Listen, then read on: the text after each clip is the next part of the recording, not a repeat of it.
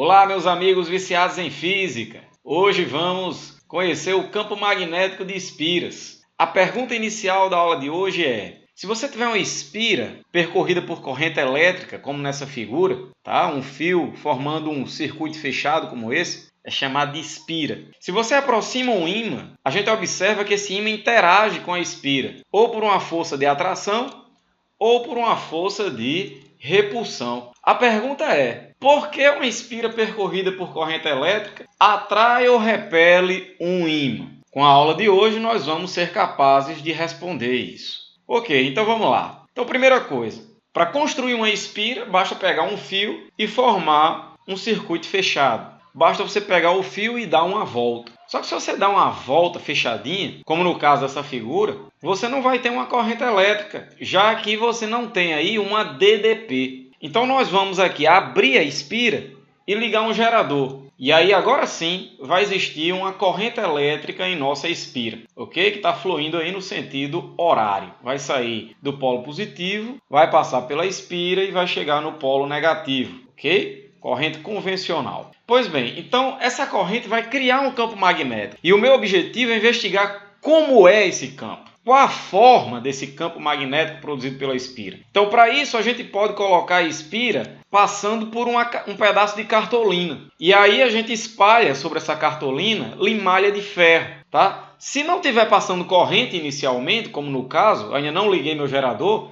a limalha vai ficar distribuída sobre o pedaço de cartolina de forma aleatória. Mas quando eu instalar o gerador no circuito, vai passar uma corrente na espira, vai criar um campo e a limalha de ferro vai querer se alinhar com o campo magnético em cada ponto, já que cada limalhazinha fica imantada devido ao campo. Essa forma peculiar da limalha de ferro sobre a cartolina nos dá uma ideia de como são as linhas do campo magnético existentes em torno da espira.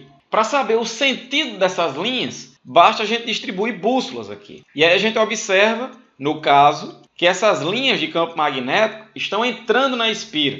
Então a gente pode dizer que as linhas do campo magnético têm esse formato. Com isso nós chegamos à conclusão, perceba, que as linhas são mais densas dentro da espira do que fora. Ou seja, o campo magnético produzido por uma espira vai ser mais intenso em sua região central. A gente vai ter um campo magnético mais intenso dentro da espira do que fora. Bom, existe uma regra da mão direita para determinar o sentido do campo magnético produzido por uma espira. Na aula passada, a gente viu a regra da mão direita para determinar o sentido do campo magnético num fio retilíneo. Basta você segurar o fio com o polegar no sentido da corrente e o giro dos outros 4 dedos em volta do fio vai dar o sentido de giro do campo magnético, que nesse caso vai entrar do lado direito e vai sair do lado esquerdo, certo? Como ilustrado nesse videozinho. Você vai ter a corrente elétrica para cima,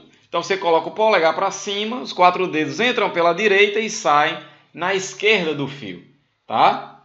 A gente aprendeu isso na aula passada, como determinar o campo magnético de um fio retilíneo. A gente pode continuar usando essa regra para determinar o campo numa espira. Você vai colocar o polegar no sentido da corrente, em cada segmento da espira, e aí os 4 dedos vão apontar o sentido do campo. Perceba que se você fizer isso, seus 4 dedos, em qualquer lugar, qualquer segmento que você pegar, sempre vão apontar para dentro da espira, certo? Então, o campo magnético dentro da espira vai ser entrando, já que os 4 dedos na sua mão vão apontar para dentro, ok? Obviamente, se dentro da espira está entrando, então fora da espira vai estar o quê?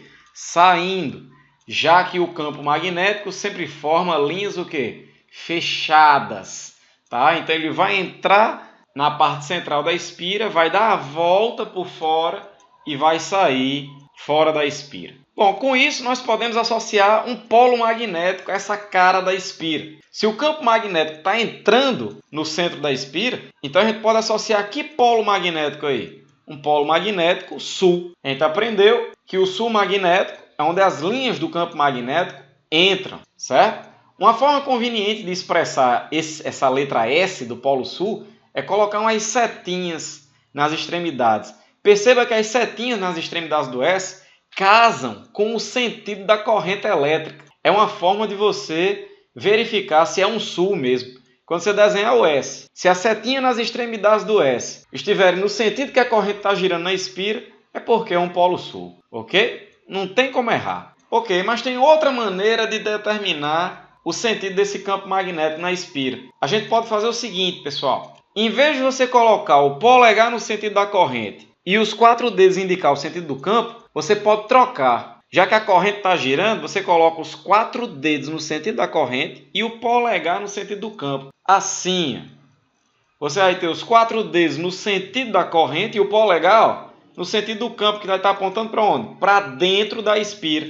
Então isso mostra que quando a corrente gira no sentido horário, como na figura, o campo magnético entra, ok? E se a corrente girasse no sentido contrário? Aí você vai girar os 4 dedos no sentido da corrente e o polegar agora vai apontar para onde? Para fora da espira. Então isso significa que o campo magnético vai estar saindo. Então bolinha pontinho, ele sai no centro da espira e entra do lado de fora da espira. Ok? Então se no centro da espira o campo está saindo, isso significa que nessa cara da espira, no centro da espira, nós devemos ter um polo o quê? Norte magnético. Ok? Então, nesse caso, você vai ter um polo norte magnético no centro da espira. Veja que as setinhas nas extremidades do N casam com o sentido da corrente. Vocês conseguem ver isso? Então, não tem erro. É uma forma fácil de verificar se você vai ter um polo sul ou um polo norte. Coloca as setinhas nas extremidades do S ou do N. Se casar com o sentido da corrente, é o polo correto, ok? Se você tiver dificuldades de ver se o campo está entrando ou saindo, tá? Um macete que o pessoal usa.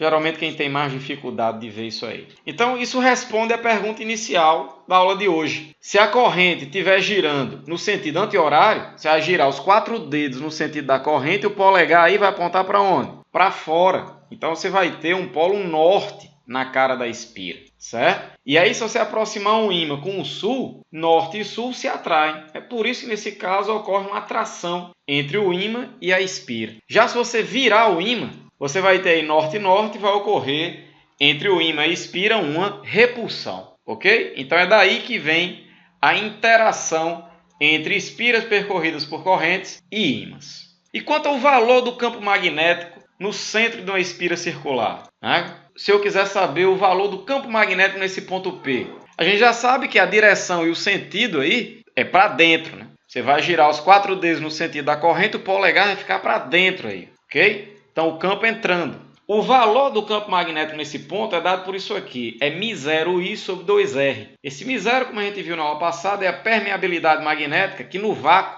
vale 4π vezes 10 a menos 7. Então, o campo no centro da espira vai ser proporcional ao valor da corrente, como já era de esperar. Quanto maior a corrente, maior o campo produzido. E vai ser inversamente proporcional ao raio da espira. Tá? Quanto maior o tamanho da espira, quanto maior o seu raio, menor vai ser o campo magnético. Ok? Essa equação, pessoal, ela também é proveniente de uma integral. Então, como essa aula é a princípio destinada a alunos do ensino médio, nós não vamos deduzi-la, tá? Mas em breve, quando fizermos aulas para o ensino superior, nós vamos deduzir essas equações, ok? Então, resumo da aula de hoje. Primeiro, o campo magnético de uma espira é mais intenso em seu centro. Por quê? Porque vai ser a região onde as linhas de indução são mais densas.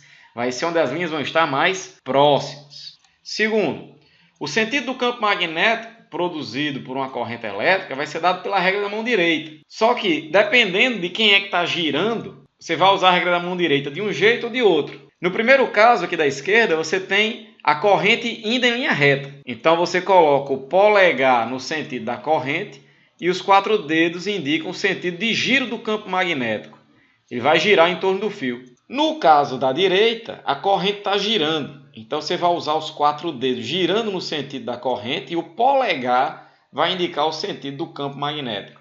Ok? É a forma mais prática de se determinar o campo. Bom, vamos para o terceiro ponto. A espira se comporta como um ímã, com polo norte, onde as linhas entram, que é esse caso em que a corrente está girando no sentido anti-horário. Você coloca os 4 dedos no sentido da corrente e o polegar aponta para fora. Então você vai ter um norte. E se a corrente girar no sentido horário, você vai colocar os 4 dedos no sentido da corrente e o polegar aponta para dentro. Então você vai ter um polo sul. E o valor do campo magnético no centro da espira vai ser dado por μ0I sobre 2R. Então é isso, meus amigos viciados em física. Se gostou da aula, dê aquele joinha, se inscreva no nosso canal e valeu, viciados! Até a próxima!